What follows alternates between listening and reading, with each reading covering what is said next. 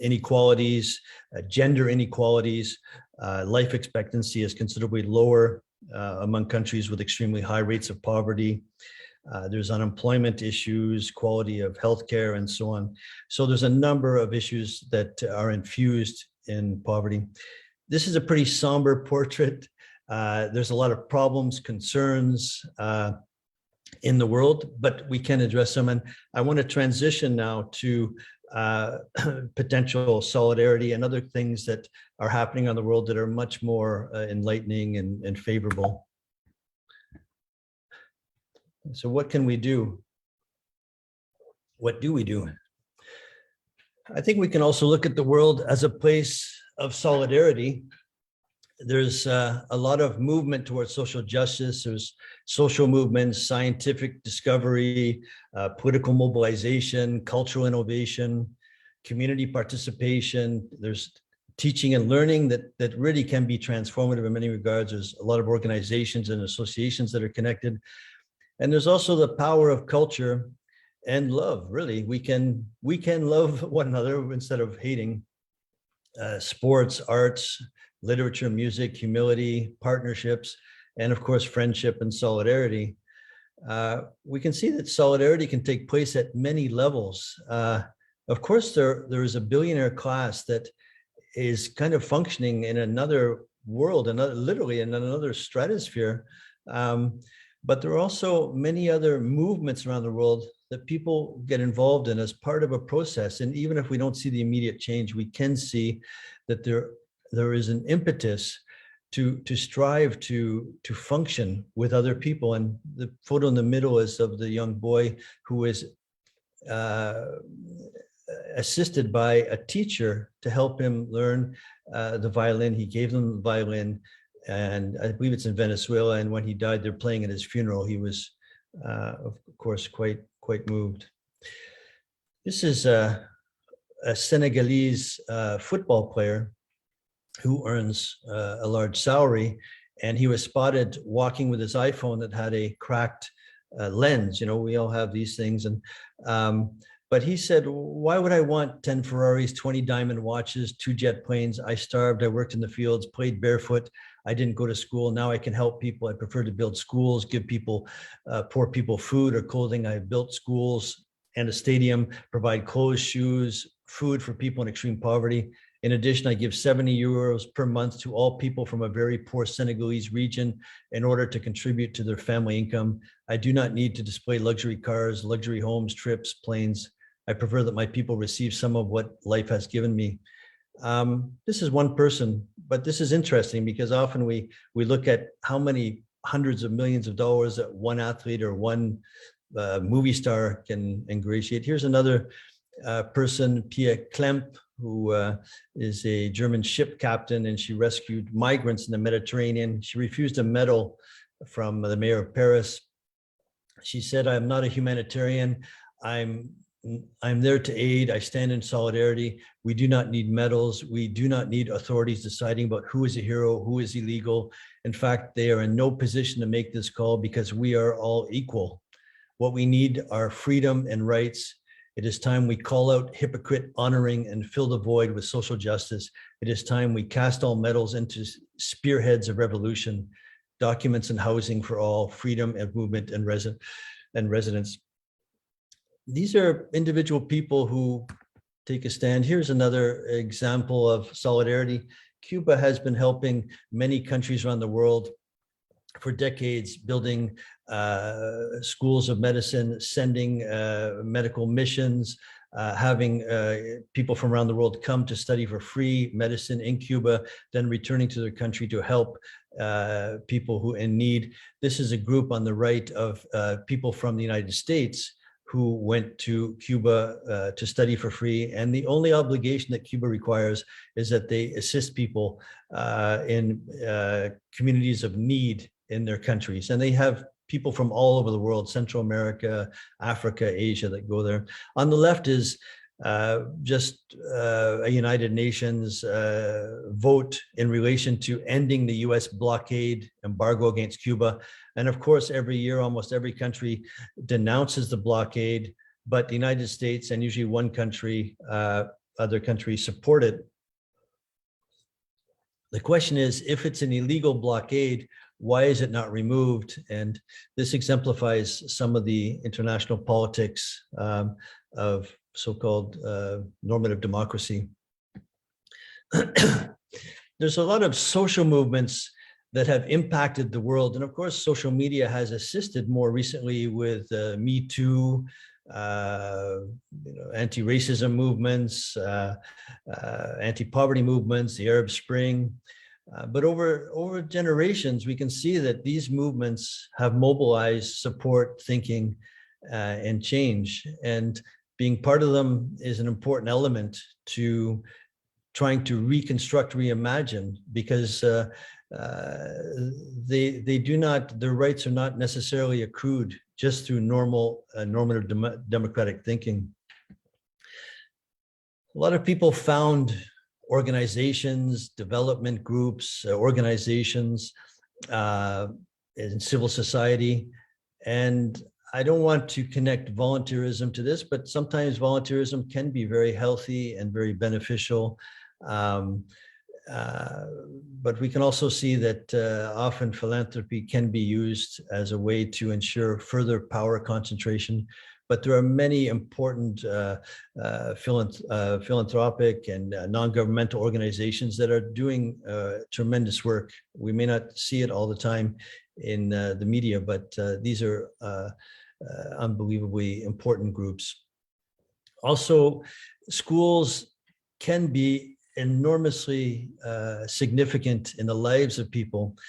And I say this recognizing that neoliberalism has put in place many barriers, competition, hierarchy, competition, dividing people. It's focused on employment in many regards, but in other regards, it is really important. It is important that public education be universal, be free, be accessible, and also be focused on social justice and citizen participation. So we cannot discount and invalidate the meaning of the importance of education for social change, but at the same time, we have to consider non-formal and informal education, civil society. Of course, cultural innovation, artistry, performance, all of this is very meaningful to people. It's sustaining culture, but it's also connecting bridges. Playing for Change in the top right involves people around the world.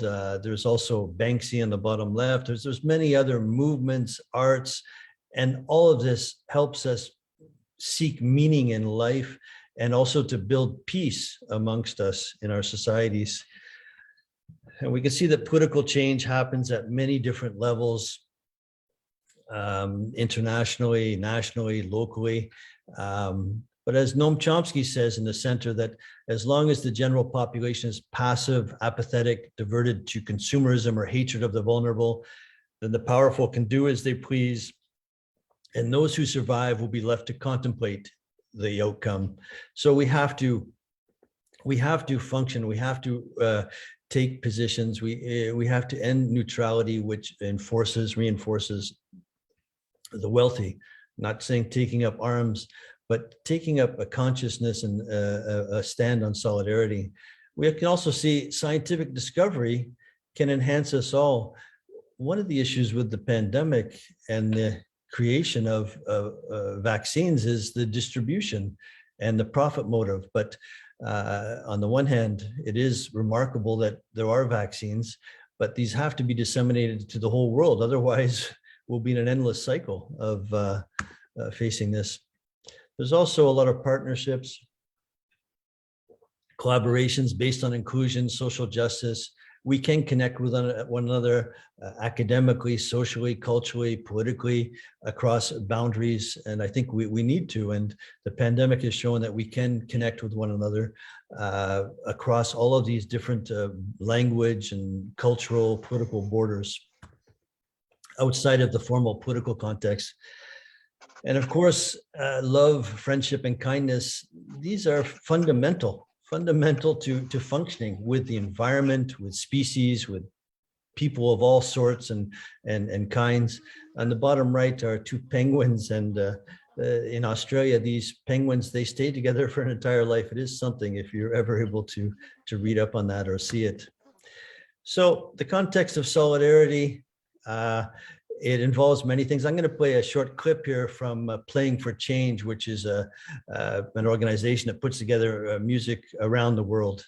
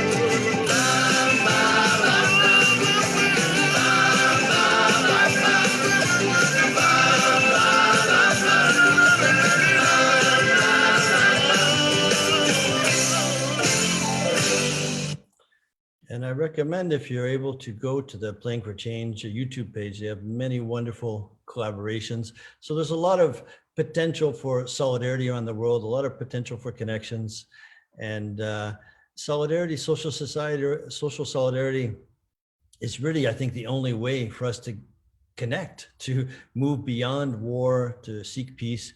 But there's no quick fix. And I think that we're not born racist, sexist, hate-ridden, focused on wealth accumulation. We're born as babies that are innocent. We become this. And here's another solidarity move or a group in Colombia that's playing a song.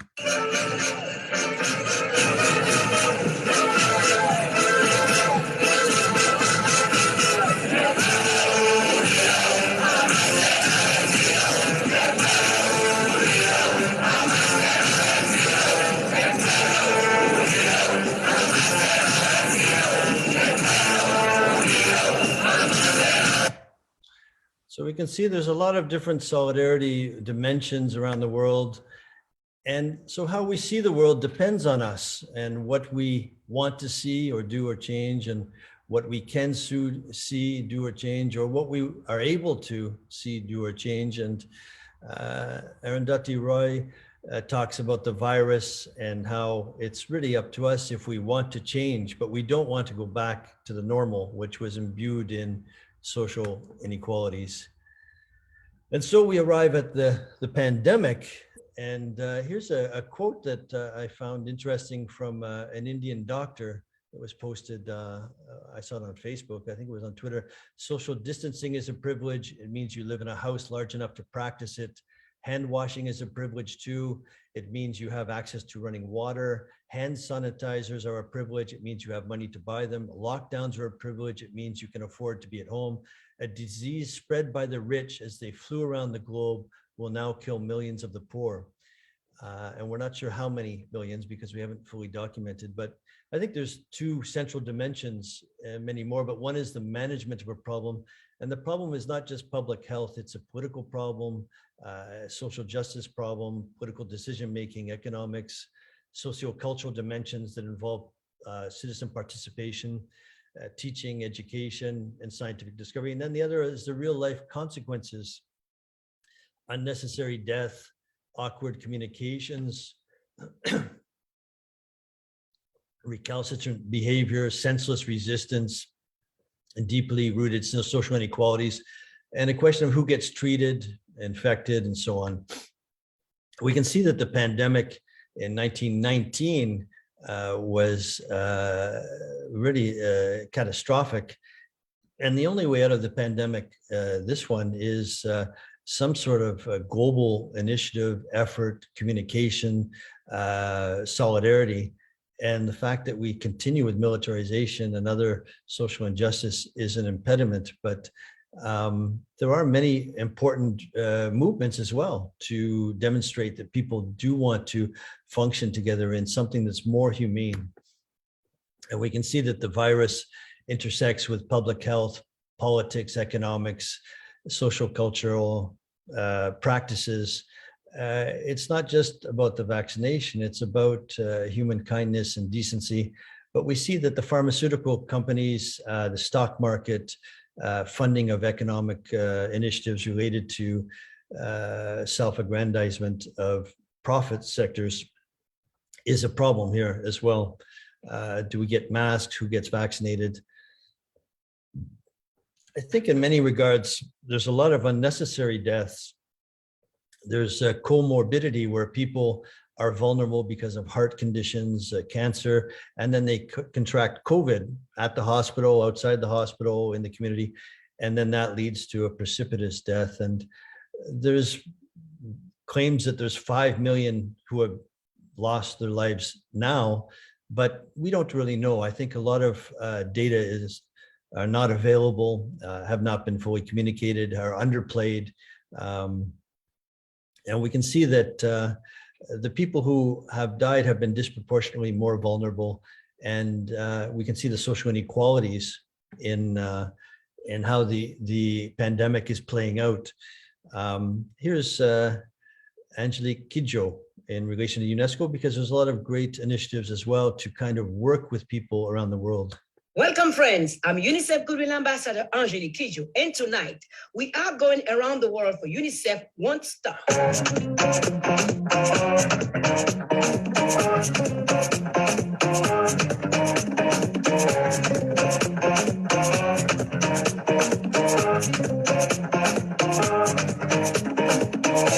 the time to sit it out.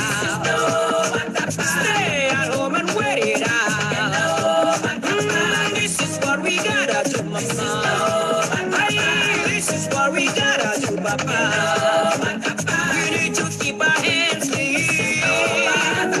Touch your face, keep your distance clean. Move along and dance with us, mama. Let's come together, sing this. Yeah, we can see, you know, there's a lot of great efforts, and but the Omicron virus in particular is extremely contagious, apparently 75 times more than the Delta virus. And many people have got it. And even in my own case, I did catch it during the holiday season. It was 10 days of a very unsightly and unpleasant flu, but I did have 2 vaccinations before that. So I think that helped greatly. So I think that we really are in a very important period here to try to work at this globally. So having said all this, what does democracy have to do with all this? And I think that this is where we kind of consider how does democracy function? What is democracy?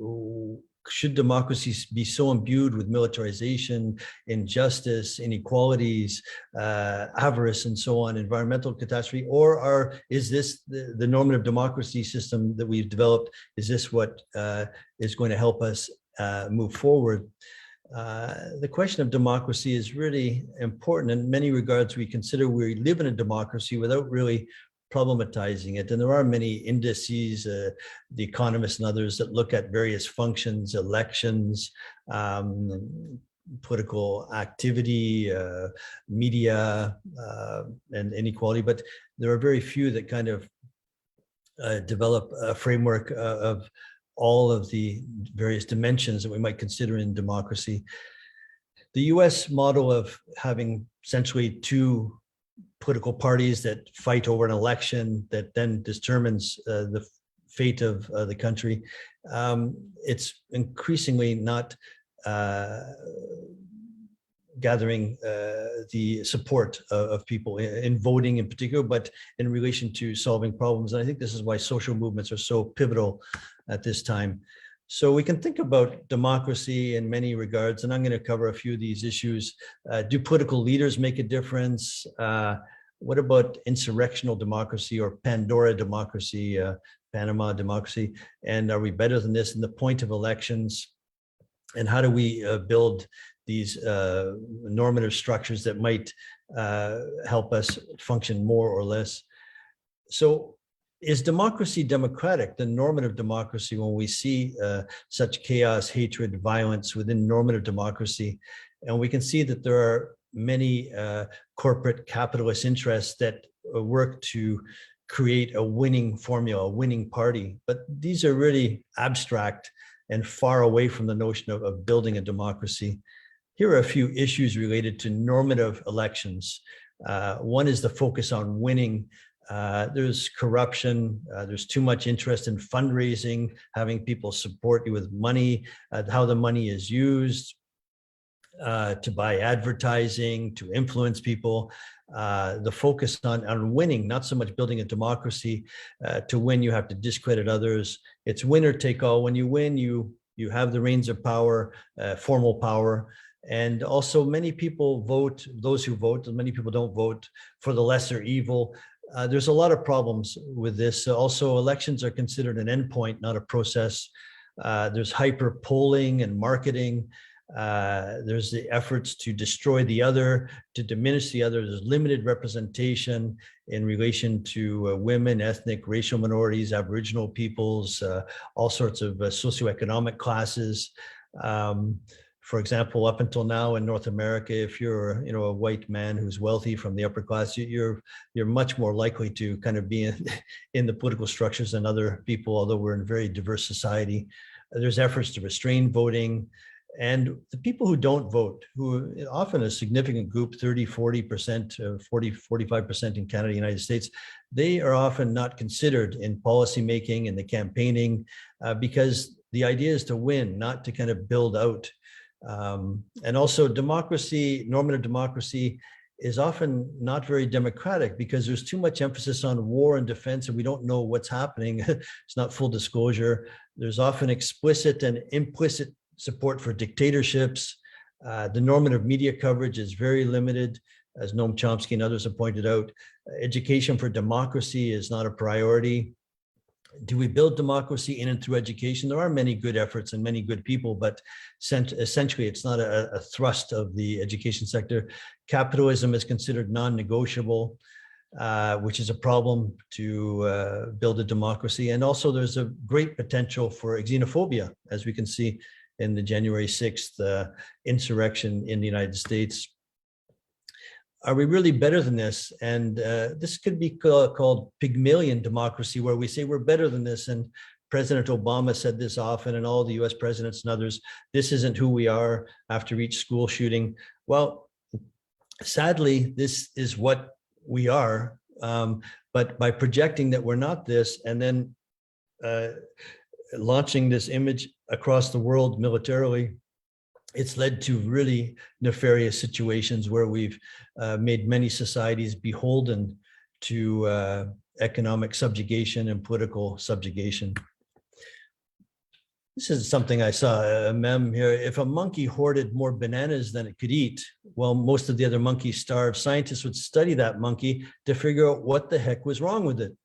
When humans do it, we put them on the cover of Forbes. When we have multi-billionaires, we consider this to be the pinnacle of success. Corona is the virus, capitalism is the pandemic. We can see that normative democracy, there's many issues, and this is a study that was done by Sanchez Perez and Rodriguez Olivari. They look at the varieties of democracy, but essentially they're arguing that there's a decline in functioning normative democracy. There's a decline in openly democratic initiatives, and there are many societies that are retrenching into authoritarian regimes. This is a study as well that was done by Porter Souks by Nick Cheesman in relation to the Bertelsmann Transformation Index, Africa Index 2020. And he documents how a number of countries in Africa are heading into adverse situations in relation to democratic freedoms, rights, principles. Although there are some important movements, and we can see this in Latin America as well. But the electoral systems in and of themselves have not resolved issues, neither have the leadership issue.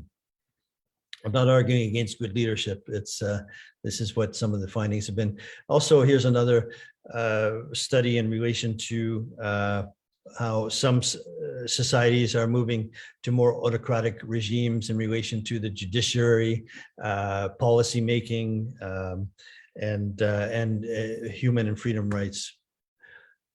Is insurrectional democracy a thing, or Pandora democracy, where money is sheltered and not paid? Or what happened in January 6th in the United States? Can it be possible that a group of people, a mob, violently overtake the Capitol, and this is considered to be normal functioning? If this were to happen in some other society, in Bangladesh and Paraguay and Senegal, I think the US may have invaded the place, or I don't know. It just seems that it is so bizarre. At the same time, we have the concentration of wealth offshore to avoid paying tax, to contribute to communities and societies. And there's also the new, many new tactics that are used to control societies. And there's a new authoritarianism. Inglis outlines this. One is by extending executive power, repressing dissent and citizen efforts to hold governments accountable, capturing elite support when needed to demonize the other, control information at home, misinformation abroad, appealing to populism and nationalism, and also crippling the opposition, covert election manipulation, playing the emergency card, and extending your model and influence, and finally learning and sharing how to do this. So in many regards, there's a push against openly, viscerally, critically engaged democracy to create the form, a normative democracy that really is more authoritarian. So what's this all about? Why are we here? What is the point? It can't be to continue injustice. And I think that one of the issues is that we can consider to frame democracy in a different way. And elsewhere with my colleagues, Taizé, we've looked at developing a model to kind of evaluate and measure and develop democracy. And we look at several areas where societies themselves, in an open, inclusive, transparent way, would develop indicators for social justice against racism, sexism, poverty, citizen participation, how to ingratiate.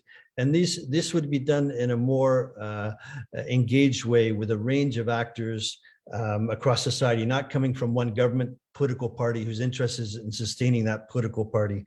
Citizen participation, education, healthcare, international relations in relation to peace and the environment, and then governments and media. I'd be happy to share any of that if anyone is interested. So we're human beings. We live with enormous and within genuine enormous paradoxes. We have rampant poverty. At the same time, we have many wonderful things that we're engaged with. How do we move forward? How do we get out of this? And how will we transform ourselves? How can we reimagine democracy? And who will consider the voiceless, those without formal power? I think global citizenship is something we might want to consider. How can we function together as meaningful constituencies, societies, communities? And here are a few considerations in relation to democracy. How we live together is a solution. Political leaders we have to reimagine what that looks like. Ending inequality will not happen without struggle. Famine, discrimination, poverty are no longer sustainable. The environment will continue to degrade within the neoliberal architecture that we've created. All living species and cultures are at risk. And war is really a senseless activity, and it puts all of us at risk at many different levels. So who's the beneficiary of this democracy, normative democracy? We can see that, in the middle here, that a lot of corporate sectors have bought and paid for various political parties and Congress people and so on. Is the democracy that we've developed, is it going to save the planet? I think that we have to really reconsider what is the purpose of these democratic systems. Are they really democratic? Do some people have more sway than others? And if they do, what will we do about it?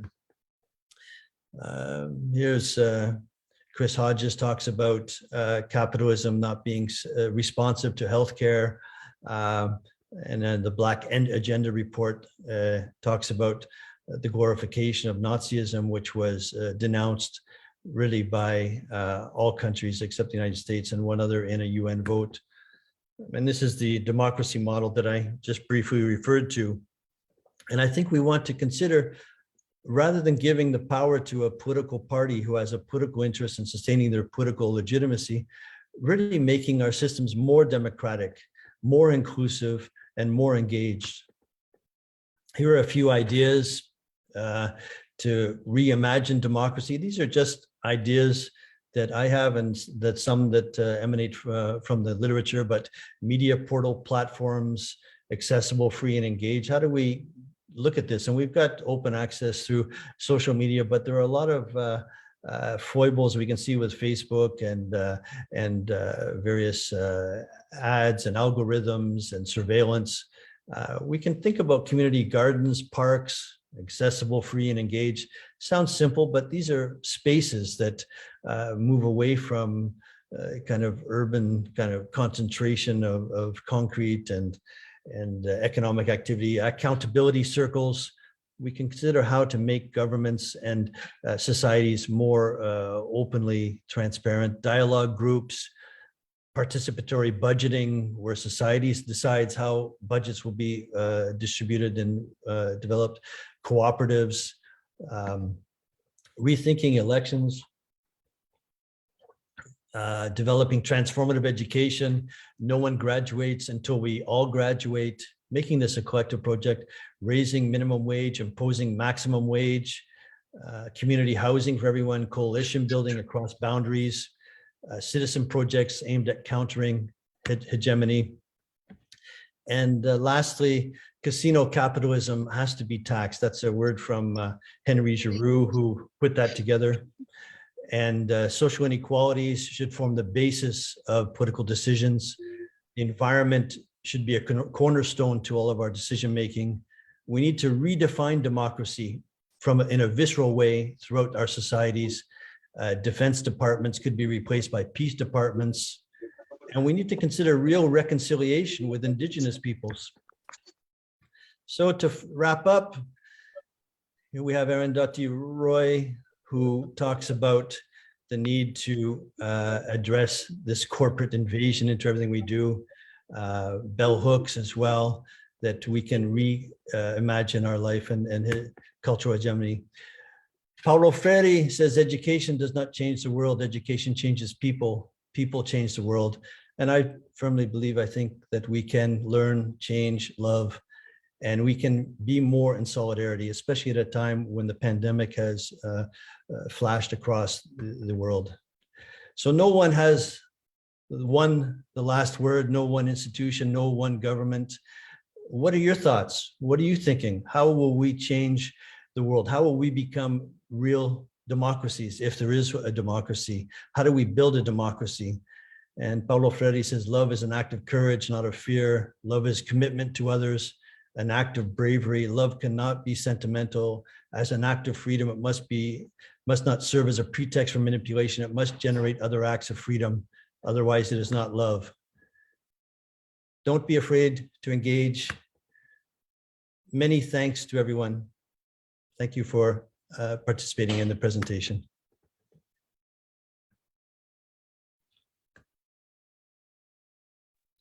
Thank you so much, sir, for a very wonderful and briefing enlightenment about democracy and this Pandora democracy and democracy as well related to the pandemic and indigenous communities, right?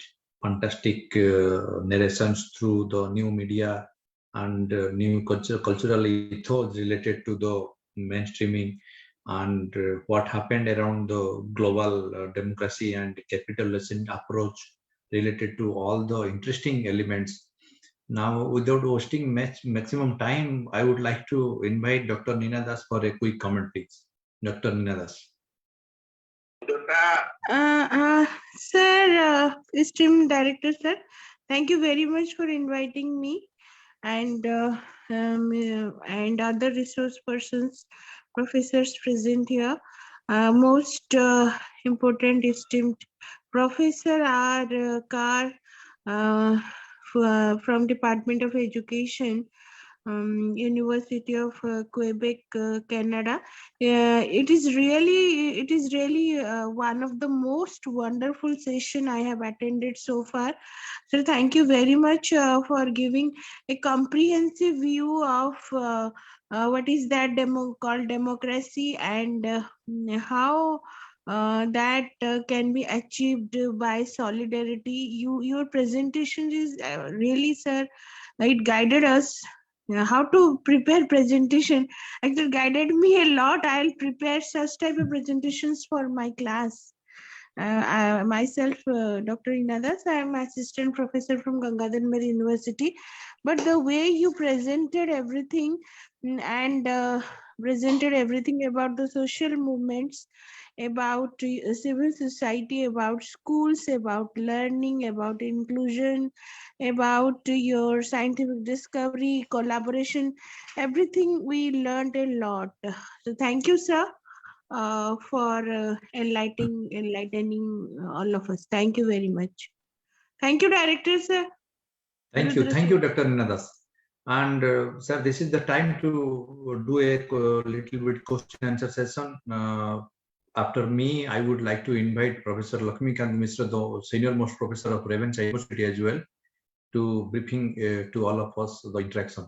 Sir, what do you feel in particular the 21st century's globe when we are facing the pandemic's crisis one side and another side the democratical rights?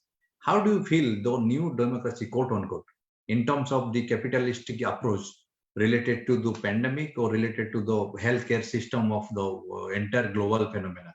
The fraternities of doctor itself in crisis, and the public health system was well in crisis, and the entire system vacuumed and vanished throughout the policy system. What kind of policy solution we have to meet the nitty-gritty of these global challenges for 21st century's globe? What is your observations and your ideas, sir? Thank you so much, Bikram. Thank you so much, Dr. Dash. I think the first point is that we need to look at this as not just a public health problem or concern. I think it's a democracy concern, a citizen participation problem. And I think it's elucidated all of the social inequalities that were there beforehand, but now we can see who's making decisions, how resources are allocated. We can see that large segments of the population are not treated as well in healthcare structures. Education is a big factor, poverty. I think all of these things speak to the void of real functioning democracy. And at the same time, when we invest in warfare, and we can put a map of the world, and there are conflicts all over the place. There is funding. These things are often very hidden. We don't know. We can't comment on them. We don't have the data. We don't know. Also, we see with social media that there's a lot of opening, a lot of potential for democracy. There's also a lot of potential for surveillance, and people can get lost in entertainment foibles. And we need entertainment. We like cricket, we like Bollywood, we like having fun, but we also need to be able to address issues and concerns that are meaningful to people, structural, institutional poverty. I think with the pandemic in particular, one of the concerns, there's many, but one is that there's been a very unequitable distribution of the vaccine around the world. And so large segments of the population are not being addressed. And I think this is because of capitalist neoliberal reasons. There's a profit sector. Who gets the vaccine? You have to have refrigeration. You have to have logistical structures. You have to have administrative structures. It has to be shared. But the reality is that it will never end unless we look at this. The other thing is in relation to the way that we collect data we don't know, and I haven't followed India very closely, but I get the sense that we don't really know how many people have contracted and have died or hospitalized in relation to it. And I don't want to send focus just on India, around the world in many countries, even in Canada. For example, when I contracted Omicron, and many people in our family, those numbers were not included in the official data. So the data, why is that important? Because that can lead to other public health measures. And there have been a lot of political decisions made around the pandemic. Close schools, don't close schools, close gymnasiums, close restaurants, have a curfew, don't wear a mask, wear a mask, all sorts of things. So, and I understand it's very complex. We don't know, we're not all epidemiologists. But it seems that a lot of decision making was based on economics in many regards, and the participants, the citizen participation angle, I think, is pivotal. How we get out of this. So I think we have to consider why is there established institutionalized poverty and structural inequality in our systems before the pandemic? We don't want to go back to that. And how can we look at reimagining this? One thing I want to say about the technology and so on, now a lot of our courses and activities are online, and this has been a bit of a change. And of course, it would be better to be there in person, but it has also allowed us to get together with one another across boundaries. We can look at this in many ways of allowing us to democratically work across boundaries. And my own analysis is that we need to consider some form of global citizenship to address this issue. It's a pandemic across the world. Lastly, I would say, I think it's important for everyone to be involved in the dialogue and not to let this go in the hands of a couple major decision makers or public health officials. It's a problematic that involves everyone.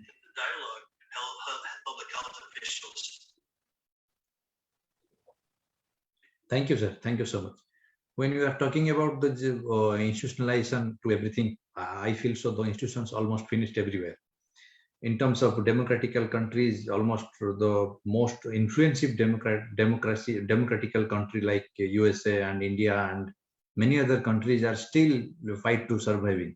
Related to these communism countries are so ahead in front of this democracy. How you look at this critical point of time in critical thinking of this democracy and pure group of political constraint related to the economic affairs of the globe.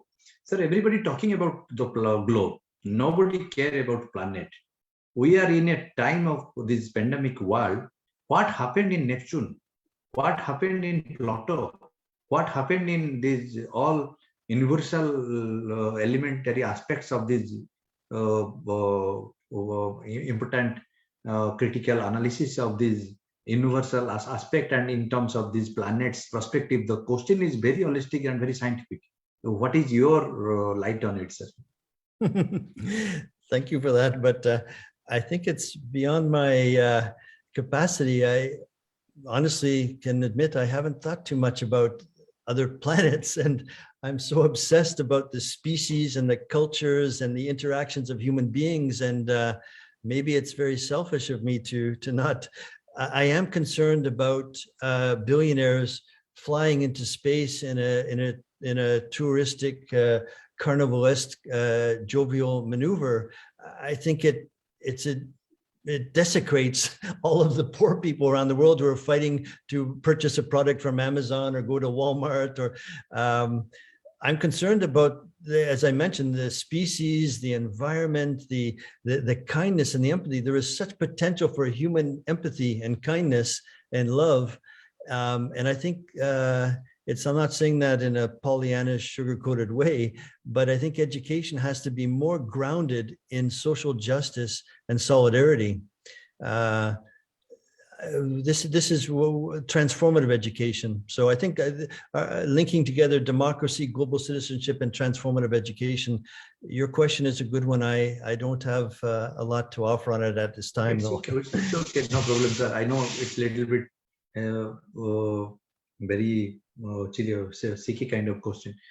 It's important to understand when you one of the most influential mind of globe and you working a lot related to this democracy and participatory observation in terms of civil society, quote unquote, and the new media is concerned. Sir, how do you look at these perceptions of social media is constraining to the democratical practices? Do you feel the 100% voting right should be imposed in all of the democratical countries? Because when election came, only 40 to 45%, even 60 to 75% people are going for vote. And what about the rest 35% or 40%? Why they don't do votes?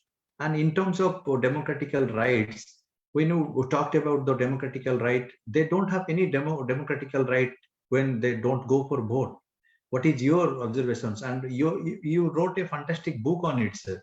And what is your observation related to the particular theme of the new democratical practices concerned in the 21st century globe? Well, I think that I mentioned it in the presentation that I think voting is overrated, and there's too much emphasis placed on getting your vote, getting money for you to vote, advertising for you to vote, influencing you to vote. And once you vote, you voted, but if you're voting for me and if I win, well, then I win. And if you gave me a lot of money, then I'm beholden to you. I don't know why money is involved in elections. I cannot understand why politicians want money, need money, why they have to put up signs, why they have to put up advertisements. It shows how weak the system is, how people who don't vote are voting. They're voting not to vote. They're saying, I don't believe in the system. I'm not engaged with the system. I don't think that that's a trustworthy, beneficial system. And I think that we should be focused on building a democracy, not building campaigns and elections. And so how do we function with that? Well, I think we have to be much more imaginative, much more creative, much more responsive to social movements. And a lot of the social movements that are created and a lot of people who meet and function around the world through social media do this outside of formal power. Formal power, these formal elections and so on, they're becoming more into disrepute. People who don't vote, participate. I think that those are one small part of a democracy, these elections, but these elections, you're voting for representatives, and it seems that we don't have enough women, racial, ethnic, religious, other minorities. We don't have enough voices. We have such a diverse world. And when you look at the power, the more you go up, it seems very linked to capitalist investments and structures and influence. So to answer your question, I think that we should really lower the volume on voting and think of other ways to kind of sustain democracy. Democracy is more than a governing party.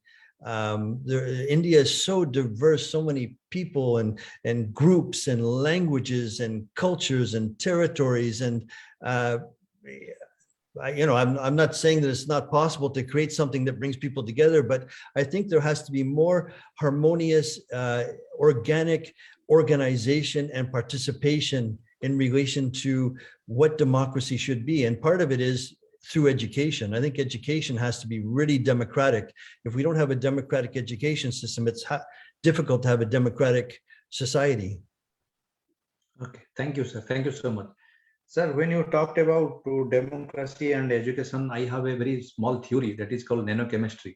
What nanochemistry means, it stands for these BA pass ISFs, the bureaucratic or the civil servants, and the undermetric MLAs and MPs. How you relate education is more viable to build a good democracy?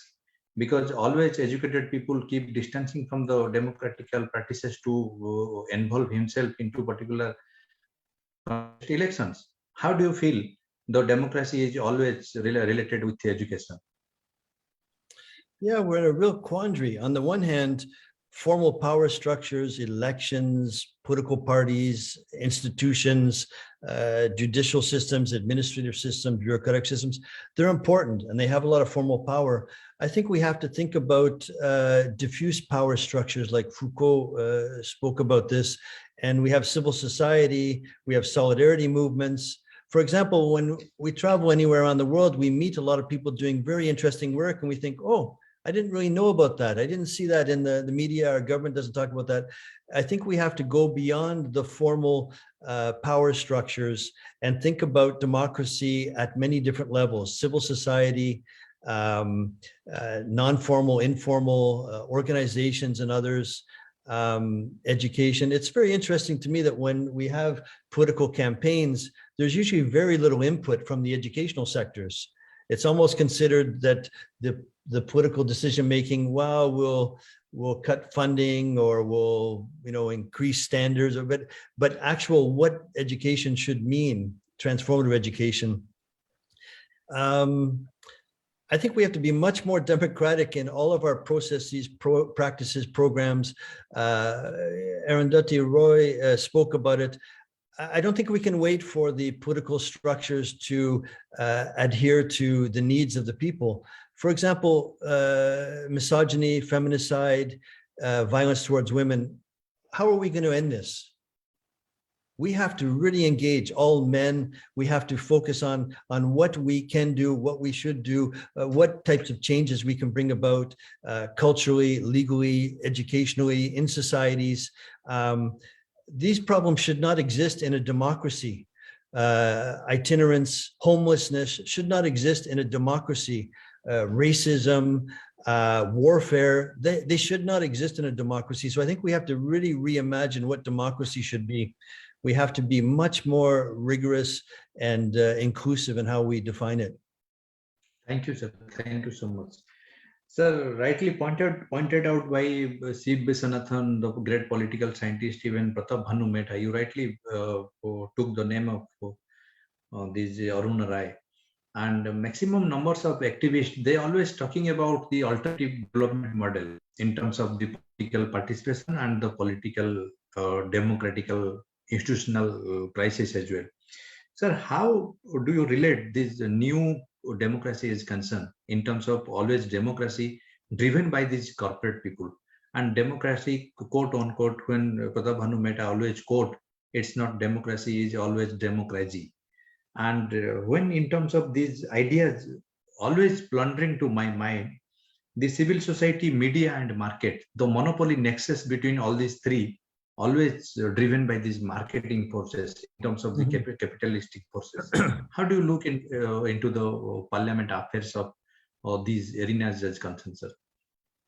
I think we should simply ask all politicians, all political parties, all governments, why we should have money involved in politics. If we're using money as a lever to get elected, what is the point? Now, I understand that most people get elected are wealthier, they come from higher classes, they're more educated and so on, but we have to democratize these systems. And I just cannot understand why for example, in the United States, that the presidential candidates have to solicit $1 to $2 billion for their campaign. It doesn't make sense. I'm at a loss as I cannot defend why we need money to be elected. If you wanted to be, I think there's media platforms and, maybe there should be a small fund that anyone who wants to run a campaign, but this essentially ensures that we have a corrupted, bankrupted system, because let's face it, if I give you $500 million to run and you win, well, you have to take my phone call and you've got to adhere to my policy interests. And it really divides people. But I think the issue of capitalism, neoliberalism, it really prevents us from addressing longstanding social inequalities. And I don't think anyone wants to live in a family with 5-10 generations of impoverishment or school dropping out, or we have to create something that is more inclusive and more just, socially just. And I think Paulo Freire spoke about conscientization and emancipation, where we can try to think through the interlocking relationships between oppressive groups. But I would be hard pressed to say that the systems we've developed, where we have usually these two political parties or a couple, we give money and then one of them wins and then they take the power and they make this has led to really a lot of bloodshed. And I wonder what the emphasis on peace is in relation to this. peace at many levels, violence amongst people, violence among communities, among societies. Once again, my recommendation would be more dialogue, more deliberative dialogue, more constructive dialogue, more engagement across borders, across cultures, across languages, and have people bring together what their ideas and proposals are rather than a top-down electoral system. Thank you so much, sir. Sir, I would like to take some very 19th century's modernity, the Marx theory is concerned. What he talked about the owner and the worker conflict. Then after the post-Marxian theory called Gramsci's, the hegemonic approach and the power knowledge system corridor. Then the Frankfurtian schools, one of the great minds, and I know you are a true sympathizer of him, the Habermas theory. What is important in democratical practices, content, community, or contest? In terms of all these ideas, when you talked about indigenous communities, right, in particular 21st century globe, when we are living in a democratical set of countries, how you look and what is your ideas on particular the ICT revolution, information communication and technology on democracy, and rather the 1991 the LPG model imposed on the third world countries, rightly mentioned by the liberalization, privatization, and globalization, in terms of mining scams, in terms of illegal mining, in terms of these anti-developmental activities, in terms of the industrialization per se, particularly the sense of by default to devastating the culture, nature, and language and identity of the indigenous communities, right? Because the land and the soil is always belongs to them, and we are the outsiders. What your assumptions and hypotheses related to the very fantastic question, sir? Thank you for that wonderful question. And I think that, as you may know, Canada is one of the leading countries in relation to mining all over the world, and a lot of extractivism. A lot of Canadians are not necessarily aware of this, but it's very vigorous activity in Mongolia, in Papua New Guinea, in Latin America, and Africa. And often this mining, it comes with a lot of caveats, with collusion with perhaps right-wing, authoritarian, anti-human rights governments, extraction, diversion of water systems, and the desecration of Aboriginal communities, their territory, their languages, their cultures. So in a way, I think, the notion of democracy is often incompatible with Indigenous rights. How can we have a democracy and yet we're wiping out the languages and cultures of Indigenous peoples? Well, if it's majority rules, then maybe that's the way it looks like in a normative democracy. I think that building communities, Marx had a lot to say about social class differences and owning the means of production and power constellations. But I think it's a preoccupation, is that just because we elect a government doesn't mean, oh, wow, well, then they can extract minerals, resources. What are the effects on Aboriginal peoples, for example? And I think this is where democracy, this majority rules, one party winner take all, really desecrates and diminishes the existence of people, and not just Indigenous peoples, but all peoples. I think we often kind of put people in blocks. India is a democracy, Canada's developed. Well, within Canada, there's a lot of disaggregated differences and people and issues and concerns. The same in India, same in China, same in Russia. So I think we have to really think about that. But the formal power concentration is really pivotal. And I gave some examples of the United States of invading countries. The United States is 330 million people, many wonderful people, many cultural innovations, many scientific innovations. But politically, they have a system where they've sustained this military presence that has really been nefarious against many people around the world. And we have to ask, what was the point of Vietnam, or of Iraq, or of Afghanistan, or of any of these ventures? But I think I've written a little bit about the mining extractivism industry and the effect on Aboriginal peoples in Latin America with some colleagues. and the effect is really deleterious. But the problem is that these Aboriginal groups then have to face their own governments who are in collusion. So I think the economic rights often override other cultural and human rights in the normative democracy that we have. Thank you, sir. Thank you so much. Sir, if your time permits, I would like to ask one more last question, sir. Mm-hmm. Please. Yeah, thank you so much, sir. Sir, after that, Ninadas have two questions. Sir, why global academia always ignoring these activist kind of works?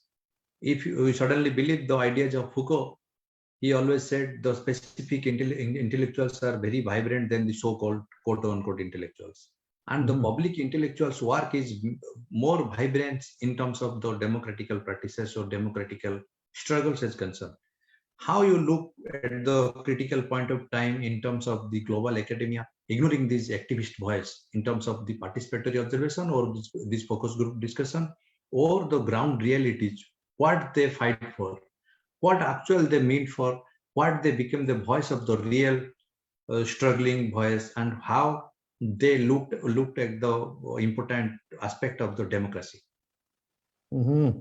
Yeah, I think that, there are many wonderful scholars, Henry Giroux, Peter McLaren, Dave Hill, Antonia Darder, many that are involved in the field that I'm interested in, critical pedagogy, Paulo Freire, social justice and education, but many others around the world. And I think there are a lot of congresses, conferences, encounters.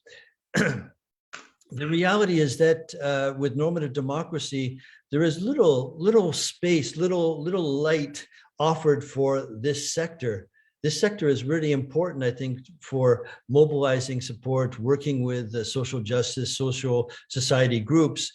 But we have to realize that in the 21st century, in the new kind of insurrectional democratic structures, global academic activity is also under attack. Tenure is under attack, funding. Also, there's a great emphasis on the type of research you can do.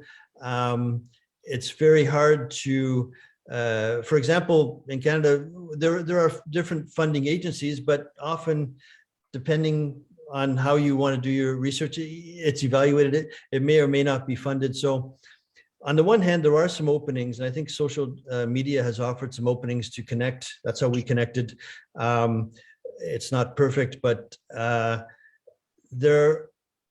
increasingly it's becoming difficult within societies. I'd be interested to know in India what type of support is offered to the academic sector to engage in activist work, social justice work. Are people discouraged, encouraged?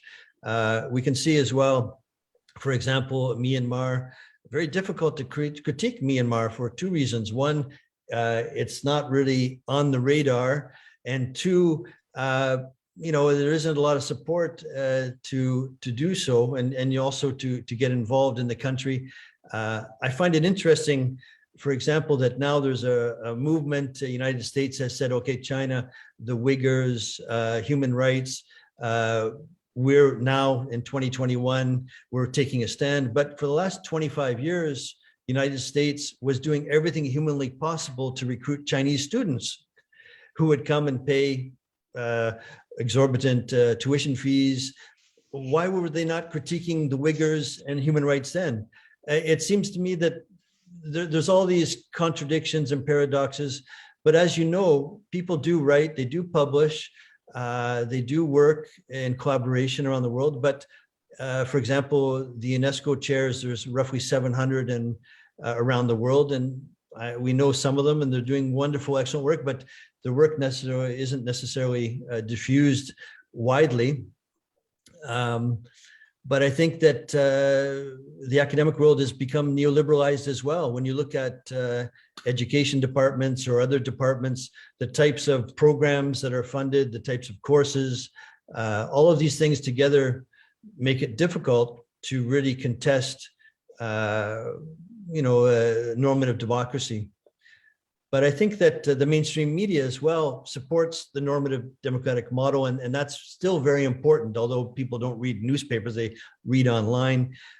We also have this phenomenon now, so-called cancel culture, political correctness. Well, really, I think I question, does it really exist? I think people who are questioning racism, I mean, is there an issue with that? And so we can see in Canada and the United States, North America, it's difficult to talk about racism, for example. And I wonder in India, many issues that exist as well, social inequalities. How do we go about this? And I think the academic sector has to be more creative, but there are a lot of built-in institutional structures that sometimes make it more difficult to address these important issues. Thank you, sir. Thank you so much. Now I'd like to invite Dr. Neena Das. Please ask question to sir directly. Okay, thank you, Director Sir, Vikram sir. Thank you so much. I actually got my answer from our esteemed resource person that I wanted to know that actually to truly support and grow diversity. My question was very specific, that how institutions have to create an environment where people from diverse backgrounds want to stay and want to grow together, and the institution should provide a psychologically safe environment that fosters fairness with respect to different types of diversity in respect of students and teachers. But I got the answers from the discussions you and our Professor Kar have discussed now. Thank you again. And also, sir, in your presentations, the music and the videos, whatever you presented, that was awesome. And lastly, namaste from India, from all of us. Thank you. Thank you so much. I will say one word about diversity in university departments and so on. I see the questioner is similar to that. Is that I think that it involves a lot of issues. You need leadership, of course, but it has to come from the bottom. You have to have policies, programs, practices, but you also have to cultivate the spaces for dialogue, for openness in relation to engaging with people. Otherwise, it becomes superficial. It's a superficial multiculturalism. You were thinking about dancing, singing, eating samosas, saris, things. We have to kind of go beyond that. And essentially diversity, I think, in a way, it relates to culture, but it relates to power. Who has positions, who decides about content of debate, curriculum, resource allocation. All of these things have to be considered. Hiring people from certain groups in a very trivial or token way often just discredits the system, but there's a lot of ways that we have to think about it, and it's very important. But I also think that diversity helps us kind of contest some of our own notions, and so it's very important to have diverse dialogues and input. Thank you, sir. Thank you so much for your long hearing and patience. Yes, please, Dr. Neena Das, please. Thank you, sir. Yes, sir. I just I got my answer. Thank you, sir. Thank you, Dr. Neena Das. Thank you so much, sir, for your long lecture and very patientful, given all the answers in a very different perspective and very different narrations. With this note, before I would like to invite Rudranand Das for formal vote of thanks. Sir, really thank you so much, and looking forward for future engagement also. Need your advice time to time to grooming, and we'll work together and in collaboration mode or any kind of your interest. And this is a good night from India and namaste from India, sir. I would like to invite Rudranand Das to go for formal vote of thanks. Thank you. Thank you so much. Thank you so much, Dr. Jena, for inviting me to closing the session. It's a wonderful to listen, Professor Paul. Professor Paul rightly mentioned about several aspects of democratic order in our globe. And definitely in this crucial moment of pandemic, we all are suffering, not only in the pandemic order, but also there are certain kind of democratic divisions are created between us. We all big countries like United States, Canada, India, uh, and who have many much diversities in their democracies. They have also they have also faced so many kind of democratic divisions, and especially in India, we are suffering with several kind of democratic divisions like religious diversity, multilingual problems,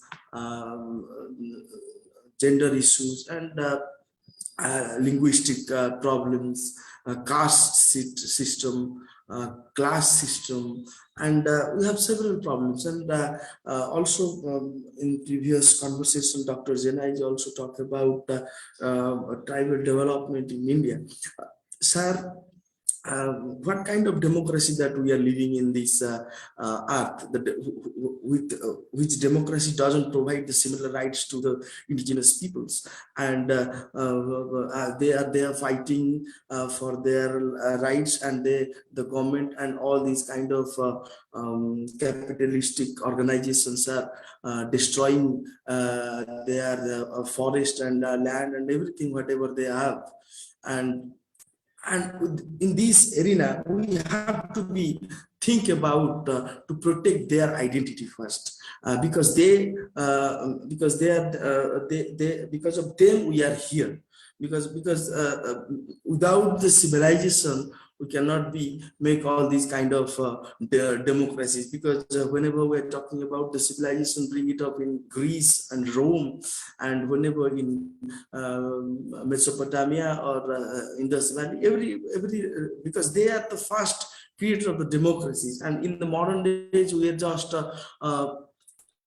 changing these strategies, making different kind of aspect of democracies, and making it more illusionistic for the common man. So democracy is a very important part of the kind of liberty, equality, and fraternity will be developed when, like in the era in the era of Renaissance, it was creating a new dimension of democracies. And definitely your talk is enlighten us in several aspects. You are playing wonderful video messages towards your talk that should be very important to our audiences. Thank you so much, sir, for your presence in World Human Sciences and Management Conference, and thank you very much for your contribution and time.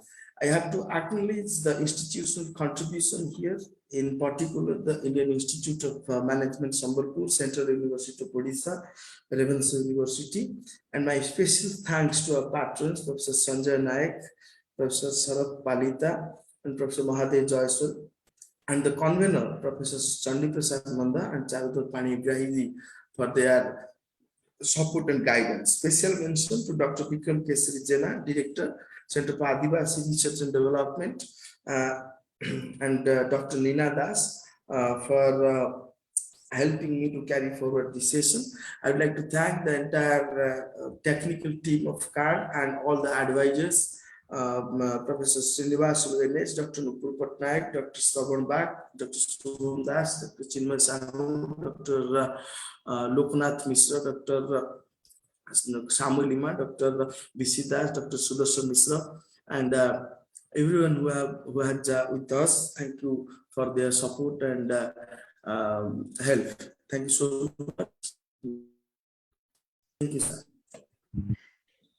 Thank you so much for those kind words, and it was a pleasure and an honor to be here with you. I hope that it was a pleasurable experience for everyone, and maybe we can do it again if we're able to intersect after COVID or online.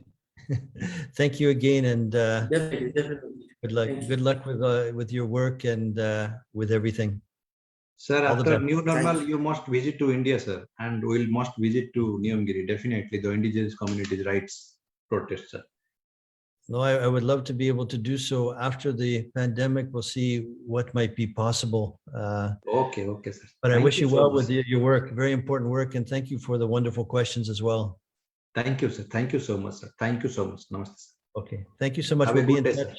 Let me know Sir. about the video if you're able to produce one. Definitely, sir. Definitely, sir. Okay, thank you so much. Have Thank a you. wonderful day. Bye-bye. Thank you. Bye-bye.